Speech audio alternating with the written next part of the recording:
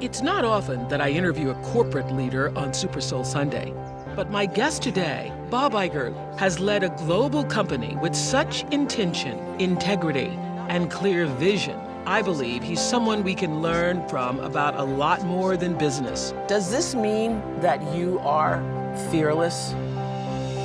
So many of us grew up watching Disney films. The magic and storytelling was so powerful, generations of fans have been captivated. Ever since Mickey Mouse steamboated his way onto the silver screen in 1928, Disney has set the bar in imagination with a whole lot of heart. We are all connected in the great circle of life. Animated movies, theme parks, television, and blockbuster feature films. The $250 billion company is one of the greatest American success stories in modern history. Today on Super Soul Sunday, I sit down with the man behind the last 15 years of Disney's unprecedented growth and success. Chairman and CEO, Bob Iger. You get the job and you immediately start innovating. In his new memoir, The Ride of a Lifetime, Bob Iger looks back on his 40-plus year career in the entertainment business. He shares the tough choices he's had to face, the greatest lessons he's learned, and the best advice he's been given. So the relentless pursuit of perfection isn't being a perfectionist.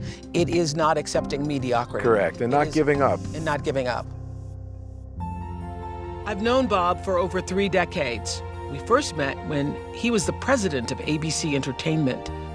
Bob ushered the Walt Disney Company into the future with the acquisitions of Pixar Animation Studios, Marvel Comics, Lucasfilm, and 20th Century Fox. He is also the driving force behind Disney's upcoming streaming service, Disney+. I believe Bob Iger is one of the greatest business leaders of our time. You now believe in being a total optimist. You say that nobody wants to be led by a pessimist. Yeah, that's very true. Yeah. So you've finally written this book, and I know that for a long time publishers were trying to get you to write a book, and you always said no. Why did you finally say yes? Well, it was all timed, or so I thought, to when I was going to leave Disney, which was this year. And I thought, because so many people have asked me for advice, particularly young people, what's the secret to your success? I'm sure you get a lot of that. You know, what's the one leadership lesson you could teach us? And because I'm asked so often, I thought it would be nice to put it down. It would be nice to write it down, particularly while I can still remember it, while it's fresh in my mind, so that I could give it to people. And I thought the timing would work. Little did I know that the timing didn't really work, because I'm still at work. Because you were thinking that this would be the end, this would be the sort of swan song. Yes, and I thought this would be a perfect time to write down and kind of create a retrospective of my own of this incredibly wonderful personal experience. Yeah. I have to tell you, Ride of a Lifetime surprised me, because obviously, I read a lot of books. I see a lot of corporate books. I've read a lot of leadership books. And I wasn't sure, you being the calm, cool, reserved person that you are, that you would open up your life the way you have done in The Ride of a Lifetime and allow us in. Was that hard for you at first? Because this isn't like normally what you do. No, it isn't. Letting people in. It isn't. It was not as hard as I thought it would be. Once I concluded that unless I did, I wouldn't be able to write a good book or tell a good story. Right. But, you know, we're in the business of telling great stories. I should have known going into this that often to tell a good story, it has to come from within, from the heart, from a writer's heart, from a character's heart.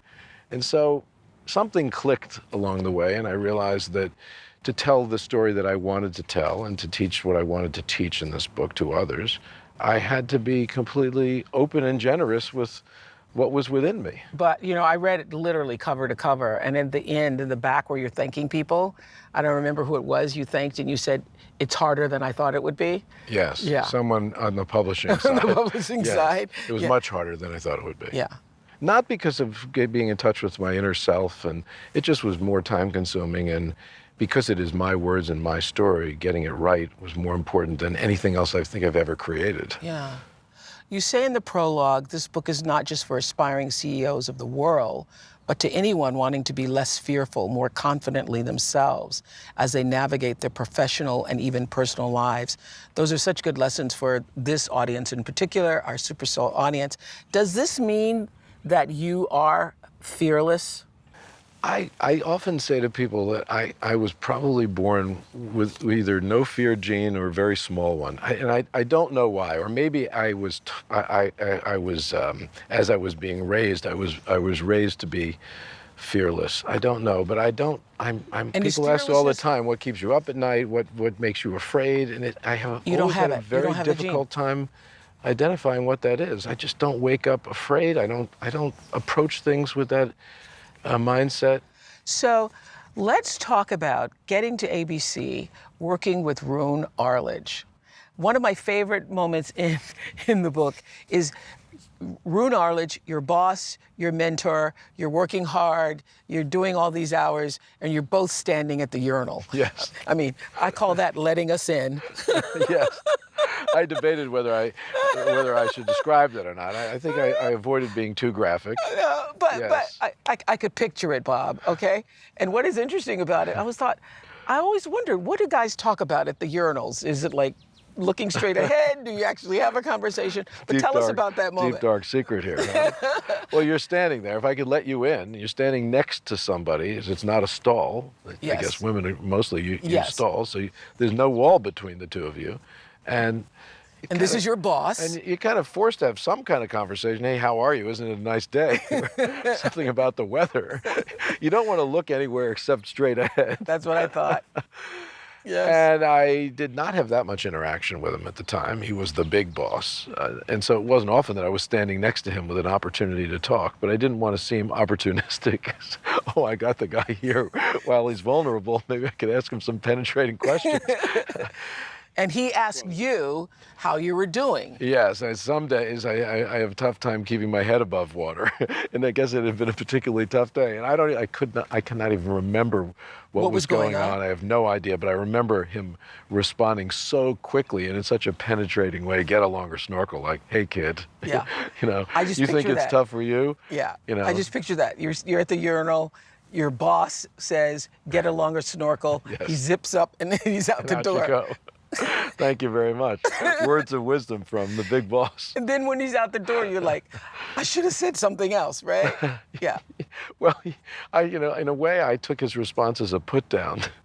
So I think I felt kind of small at the time. Well, let's put it this way. I never said the same thing to anybody else when they asked me how my day was. Yeah, because you now believe in being a total optimist. You say that nobody wants to be led by a pessimist. Yeah, that's very true. Yeah.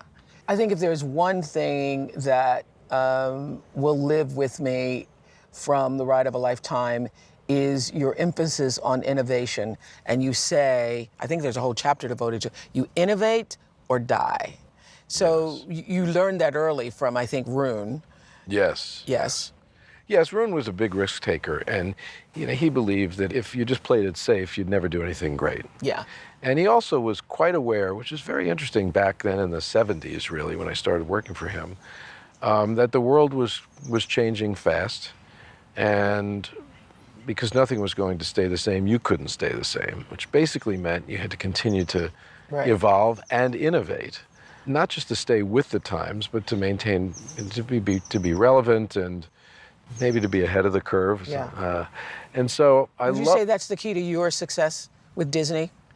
One of the keys to my success. Yeah. Being tied to that is just being capable of taking big risks. And also relentless perfection, which you talk about here. Yes. Yeah, that's a concept I love. Yeah. Talk about that.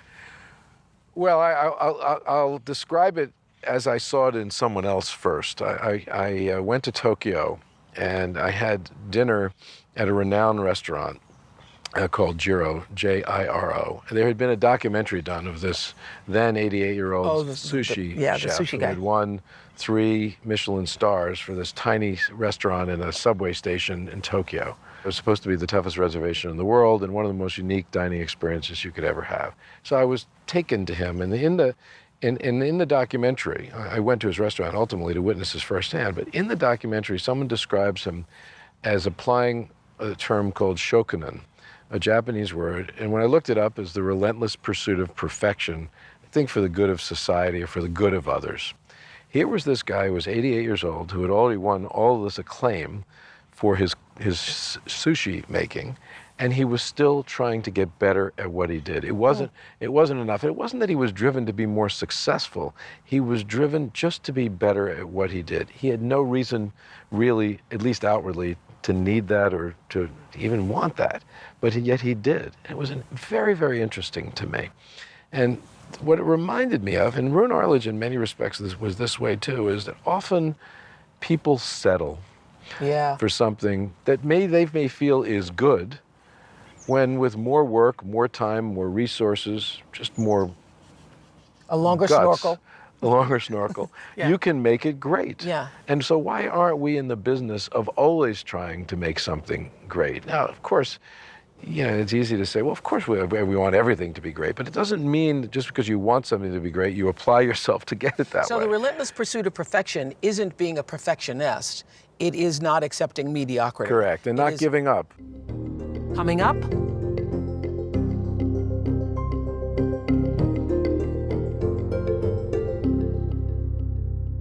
He was born Robert Allen Iger on Long Island. His father, a Navy veteran, his mother, a junior high librarian. How could I ever want? My grandparents took me to see Cinderella, first movie I ever saw, in a movie theater. After a short stint as a local weatherman, my real dream was to be Walter Cronkite. I wanted to be a television journalist. Actually, I wanted to be an anchorman. his big break came in 1974 when he was hired as a studio supervisor at ABC. One of his first jobs, working with Frank Sinatra at Madison Square Garden. Bob Iger spent the next 3 decades climbing the corporate ladder, ultimately overseeing the ABC network. He put shows you'll all remember, like Home Improvement, NYPD Blue, and Desperate Housewives. Oh my God, she got it the day she died. And many others on the TV lineup. In 1996, Disney bought ABC in one of the largest entertainment mergers of the time. 9 years later, Bob Iger would take over for Michael Eisner, becoming the 6th CEO in Disney's 95-year history. There's such a wonderful quote that you use in the book about your dad, because your dad suffered from depression. He was a severe manic depressive. Yeah. And a lot of people take that on, the burden of what their parents experience, and they take that on. You took it on, and you did it in a much different way. You decided, I will not be this person, right? Yes, Yeah. yes. One of the quotes that moved me so much is actually early on in the book. You write, I attended Ithaca College and spent nearly every weekend night my freshman and sophomore year making pizza. But I got mostly B's and a few A's in high school. But academics was never my passion. Something clicked for me when I went to college. I was determined to work hard, learn as much as I could learn. And I think that too was related to my father, a function of never wanting, this is what got me, never wanting to experience the same sense of failure that he felt about himself. I didn't have a clear idea of what success meant, no specific vision of being wealthy or powerful, but I was determined not to live a life of disappointment. Mm-hmm. Whatever shape my life took, I told myself there wasn't a chance in the world that I was going to toil on in frustration and lack fulfillment. I thought, wow, how old were you when you had figured that out already?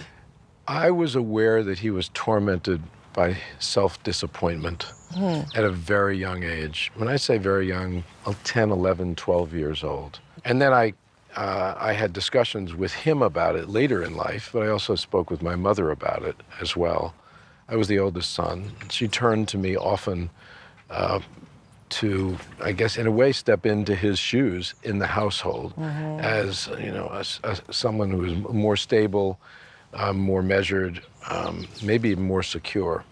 So I felt that responsibility, but I also was of being the, quote, little man of the house, so to speak, Yes, and it wasn't, I didn't ever feel that I was burdened by it, but I felt it.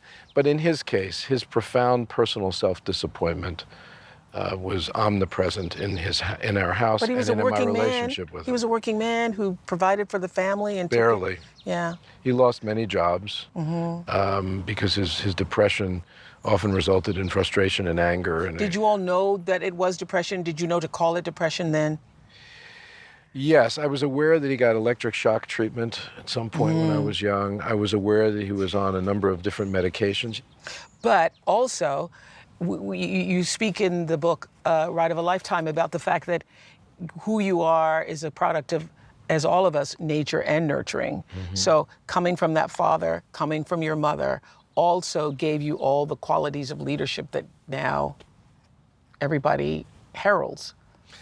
Well, yes, I clearly, I have no idea what genes I was infused with that contributed to some of this, but clearly my upbringing had a lot to do with it.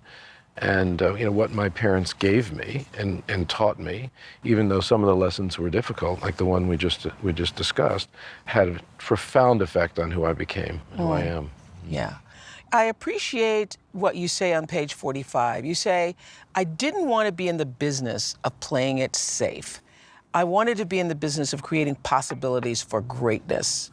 Of all the lessons I learned in that first year running ABC Primetime, the need to be comfortable with failure was the most profound. You earn as much respect and goodwill by standing by someone in the wake of a failure as you do by giving them credit for a success. Now, I read this and I thought, I think people think of failure as practically anti-American. It's really hard for people to accept failure. How did you do that?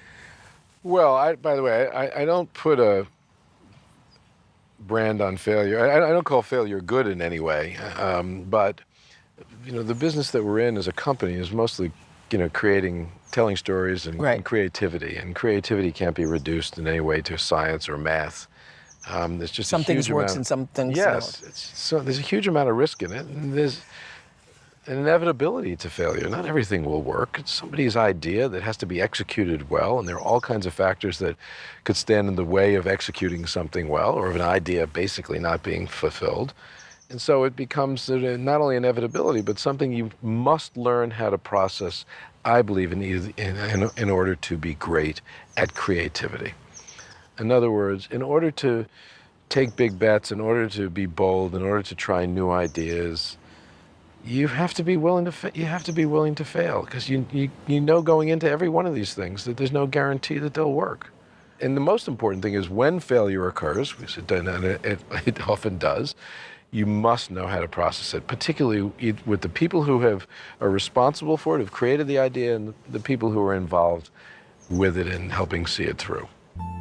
Coming up,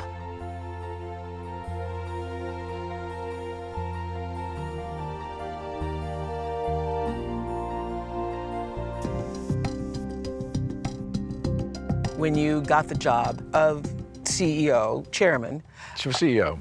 Okay, so Chairman came next. Chairman came next. Oh, so you get the job and you immediately start innovating. I mean, at the time, Michael Eisner, those of you who read the book, want the whole inside story, there'd been a lot going on between Michael Eisner, Steve Jobs, Pixar.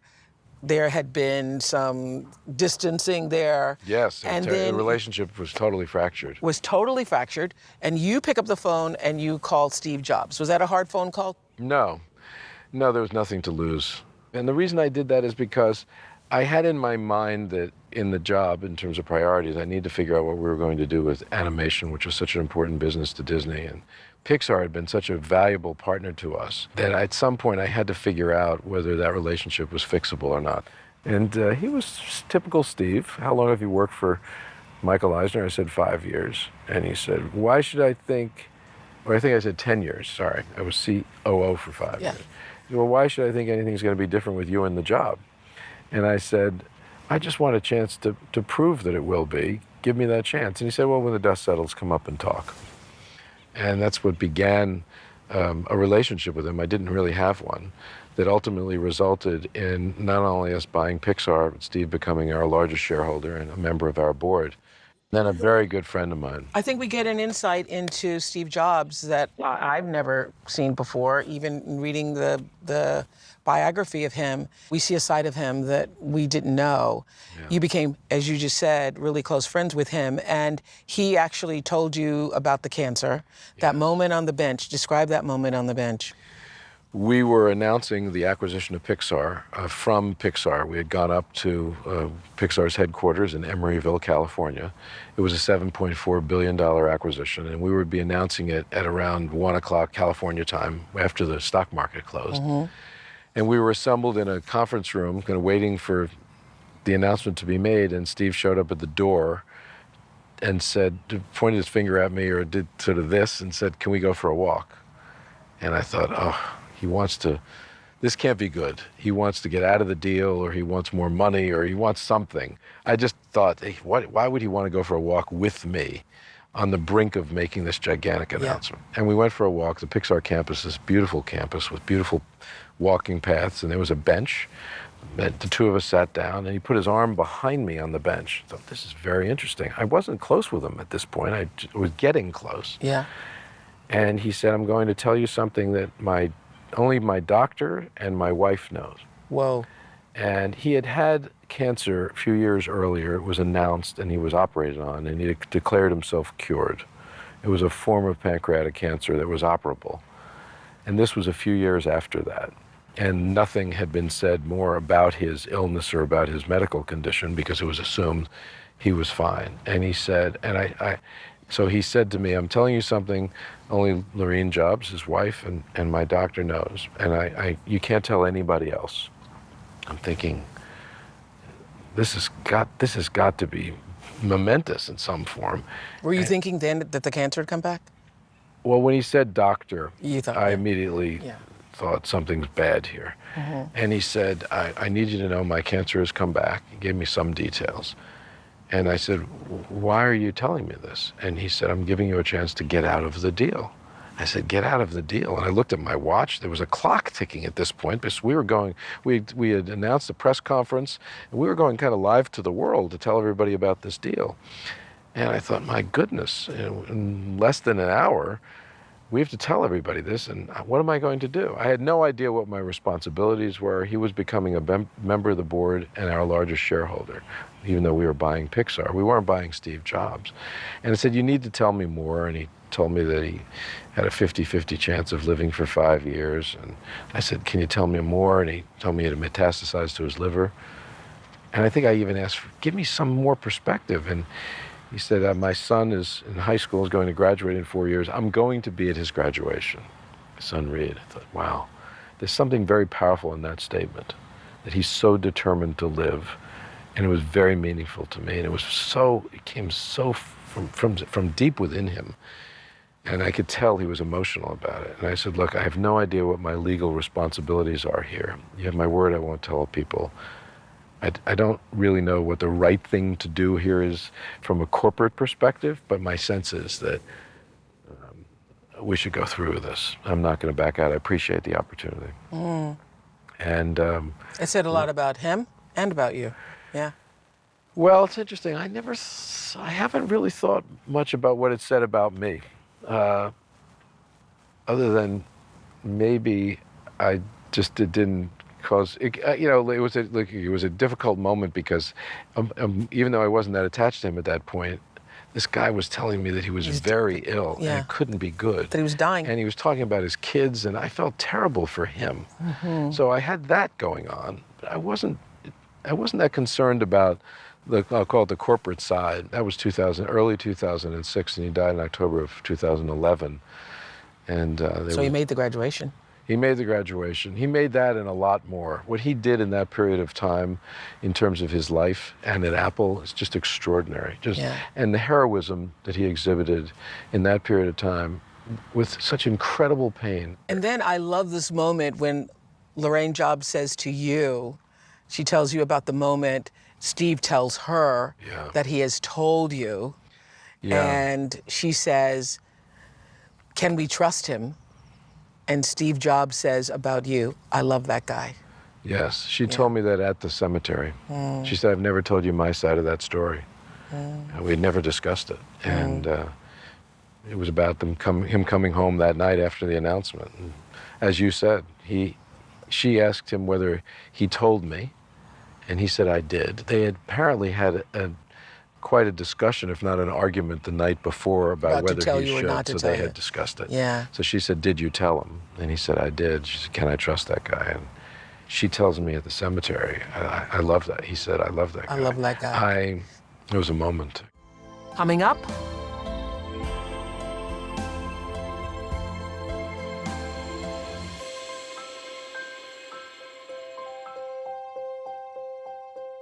what I really gained from the book is that you certainly know how to compartmentalize, and you also, what struck me was that you look at every crisis or catastrophe as a puzzle. Most people fall apart. You see it as a puzzle. Is that something you think other people can learn, or it's just the way you operate? Well, I think it is something people can learn, because the first thing you have to realize when you're faced with some kind of crisis or something that's particularly challenging or difficult is it's not going to go away if you ignore it or if you minimize it in some form. You have to deal with it. So the puzzle, one, you put the puzzle in front of you, and two, you then try to figure out how do you solve it, because you don't have a choice. And these jobs, particularly when something particularly big and important or some crisis arises, well, you can't will them away. You can't rely on others just to take care of it, particularly in this world. Well, the fact that you opened the ride of a lifetime with one of the more horrible moments of your entire life, actually. Yes. Yeah. So I want you to set the scene for everybody. 18 years, you're working on opening the biggest theme park ever in Shanghai for 18 years. First of all, none of us who heard about that opening could imagine that much time, that many meetings with prime ministers and people in the government had transpired for 18 years. And all the trips. And all the trips. How many trips? At the time we opened, I think it was at least 40. 40 trips to China. Over 10 in the 6 months leading up to it. I was going almost every other week at some point. Leading up to its opening, I had already given a good part of my life, not just my career, to that one project, which represented something huge for the company too, because you realize, Walt Disney opened Disneyland, gave the world sort of the quintessential theme park in 1955. We had opened others in Orlando and in Paris and Tokyo and in Hong Kong, but this was bringing Walt's vision of a theme park to mainland China. The most populous country in the world, a country that would have been unheard of in Walt's day, and even in my early days, that we would be able to build Disneyland there. Partners and it's the biggest, grandest thing you've been working on for 18 years, and then you get... Well, the first thing that happened was there was a terrible nightclub shooting in Orlando. Multiple people have been killed and injured. The immediate process that they go through is to... This is the Pulse shooting. Correct, is to try to figure out whether any of our people were there. And you all have a way of tracking whether your people were there. Yes. You have over 200,000 employees, and you can track where your people are? Yes, we have procedures in place. So what goes through your mind is immediately... Not to mention that you later learned that the shooter had come to Disney first. We were the first target. We were his first target. And he had surveyed our property before that night. Wow. So we were the target. And just, by happenstance, that night, there was a heavy metal concert at the House of Blues at Disney World. It was then called Downtown Disney, which is a retail, dining, and entertainment area, subsequently been renamed. And that night, because there was a heavy metal concert, there was more security than normal. So what happened was when he went, he saw more security there that night than he had seen previously. And so it was a harder target. I mean, it was basically much tougher for him. There was a metal detector, there were plain clothes and uniformed police. There was just a security presence there that he didn't expect. So he turned around and left. Whoa. And then we were told subsequently he had Googled nightclubs in Orlando, and where the first search result he went to, but there was road construction, and he couldn't get close to it. And the next result was the Pulse nightclub. So it was a chilling moment, because you think... Chilling. And how soon after the Pulse shooting did you get the next phone call? Well, the Pulse shooting was on the weekend, and we sent the head of Disney World, who had been with us in Shanghai for the opening, back to Orlando to deal with the aftermath of the Pulse shooting. And I believe it was Wednesday, so I think it was Sunday that we were well aware of the Pulse shooting in terms of details, and then in Shanghai. And then on Wednesday, I was touring our board of directors at Shanghai Disneyland, walking around the park. Yeah. And the head of our Parks and Resorts group, Bob Iger, came over to me, and I could tell there was a look on his face. I knew right away something had happened. Of course, in my mind, I'm still thinking about a nightclub shooting. And he said an alligator has attacked or taken a child. We don't have any more details. So when you got the details, obviously, and anybody who's been in any kind of situation where there's a possibility of being sued or there's a possibility of admitting to guilt, everybody involved, especially the lawyers, say, don't call, don't say anything, keep quiet, let us figure this out. And you did not allow that to happen. No. First of all, I thought it was such a terrible thing to experience for that family. To witness their own child being killed by an alligator. And it affected all of us deeply because you have a sense of responsibility. They were on our property, and I didn't have many details at that time in terms of how it possibly could happen, but I felt this deep sense of, again, responsibility, and felt that as the CEO of the company, I had to accept that responsibility. And to do so in a personal fashion with the family directly and in a public fashion. Was that the hardest phone call you ever had to make? Yes, by far. And did you know what you were going to say before you got on the phone? no, the first thing I did was I had dictated a public statement that I thought I should make to my team. And then I decided that I had to speak with the parents. I didn't know whether they would want to speak with me. Matt and Melissa Graves, but I wanted to try. So what did you say? Well, I told them who I was, obviously where I was. They seemed to be aware of that I was in Shanghai, that I was far away. I wanted them to know because I thought they might expect that I would come see them. Yeah. I told them that I was a grandparent and a parent of 4 kids. At that point, I think I had 3 grandchildren. And I could not fathom what it must feel like to lose a child. And I just apologize for not having appropriate words, but that I wanted to say not only how deeply I felt for the family and for their loss, but I wanted to offer my help in any way I could give it. And I said to him, I asked, is there anything I can do? And I was surprised when he responded by saying, as a matter of fact, there is, which is an incredible thing for him to say. And he said, I don't want my son's life to have been lived in vain. You have to promise me that you will do whatever you possibly can to prevent this from ever happening to another child. And then I said, yes, of course I promise that. And I got off the phone, and I immediately assembled my team again, including the head of our Global Parks and Resorts group, Bob Iger. And I said, I just made this promise. I want to begin fulfilling it now. I want you to do everything I want to start now. And we did. Coming up,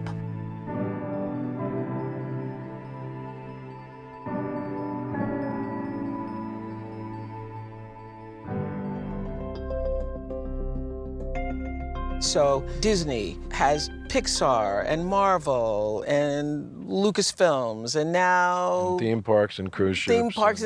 How does it all sort of get managed in here? Well, it starts with great people and the confidence that I have in them that they're managing it and are going to manage it well. Because most of the decisions and most of the management of all of those things done by other people. And what's the key to hiring great people?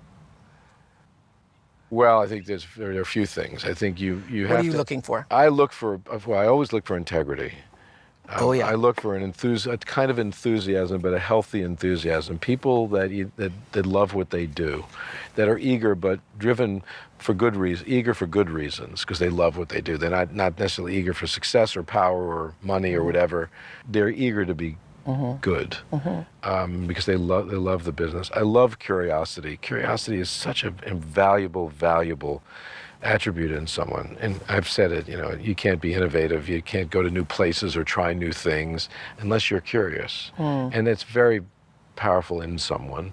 So look for all those things. I like people who are just generally decent people and authentic, real, not phony. What you see is what you get. It's a collection of things. When you have to make a decision, it appears that you are able to not stew about it if you're in a difficult, challenging situation, particularly something that the rest of the public knows. I'm speaking specifically about Roseanne a couple of years ago. Roseanne had done a tweet that many people deemed inappropriate. Obviously, you did too. And that happened just like, bam. Yes. Wow. Tell us about that. Well, it's interesting. She said something in a tweet or expressed something I thought was just blatantly racist. And I heard about it literally on my way into my office through the door. Yeah. And it was immediately obvious to me what had to be done. Immediately. And it didn't take days or even hours. No, it took about 5 minutes to know what we had to do. Whoa. And a couple of hours to assemble the right people and communicate it appropriately. And then we made it publicly. And people said, boy, that must have been a difficult decision. I've often found that the decisions that at least appear to the outside world to be the most difficult are the easiest to make. You know why everybody said it was a difficult decision? Wasn't that like the #1 show? It was the #1 show on TV, certainly the number one show on ABC. Show on ABC Yes. at the time. But you have to discount that. That's totally meaningless in that regard. I could not believe that happened that quickly over when something is bringing in that kind of revenue. You can't, it's not a factor. Why not have a conversation with Roseanne? I didn't think that there was any circumstance that would make that right. It wasn't an apology, there wasn't context. Look, there are times when you see or hear something or read something where context has to be considered. Yeah. In that particular case, and what immediately went through my mind, and you have to process for a moment, was what could make this okay? Yeah. Was it someone else's tweet? No. Was there some subtext? Did she mean something else? No, it seemed completely insensitive, completely disrespectful. But it was very clear. The decision was easy to make. What she had done was very, very clear. I did not believe any context could make this in any way better or acceptable or could result in us forgiving her. So we did it. And look, and you also know in today's world, if there's a decision to be made by you, then make it, because otherwise the world will make it for you, and that's never good. Yeah, you need to control your own narrative.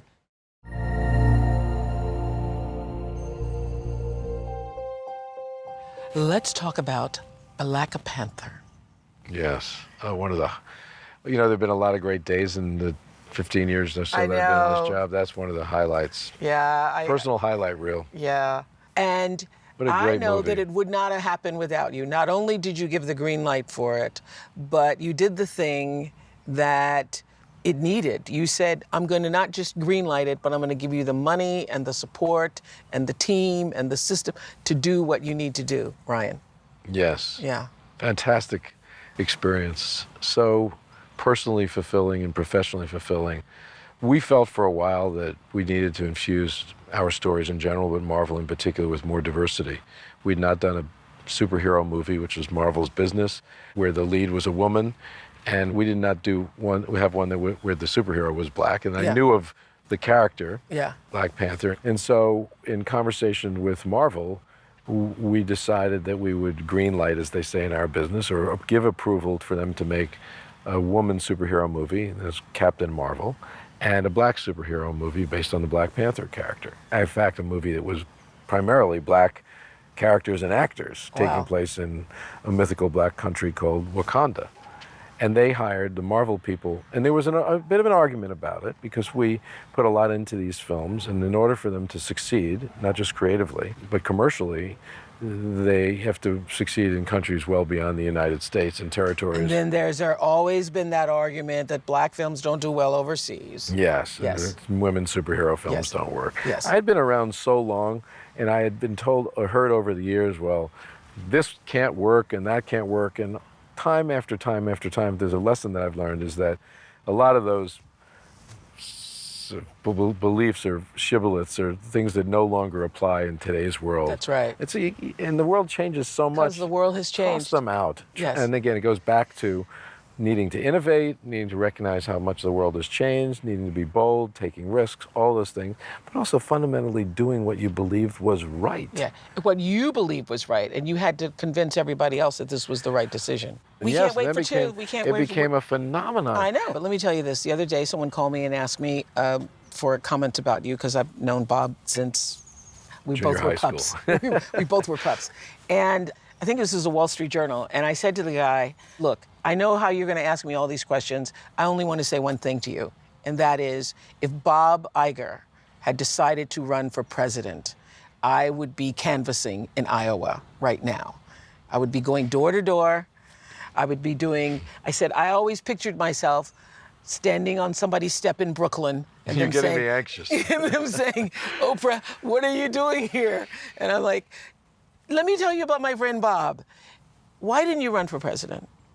I wish, first of all, more Well, than ever, every day, I think, I I'm wish flattered. you had done it. I'm I wish you had deeply- done I'm it. deeply flattered. Is I there a had this bet- conversation with President Obama and his family a few times. Yes. His kids and his wife clearly believed that I had the better job. I'm not sure, he never admitted that I did, but but Michelle and the girls, at some point I talked to them, they believe I had the better job. Will you ever run? No. No. Well, I think you did a great job with this. That's nice of you, thank you. It has been the ride of a lifetime. Yes, And that's my continues- title. Yeah, continues to be the ride of a Still lifetime. riding, yes. Yeah, Little still did I know I'd still be on the ride. A good Thank you. one. Thank you. Thanks, It was Oprah. good. Thank you. Good, Bobby.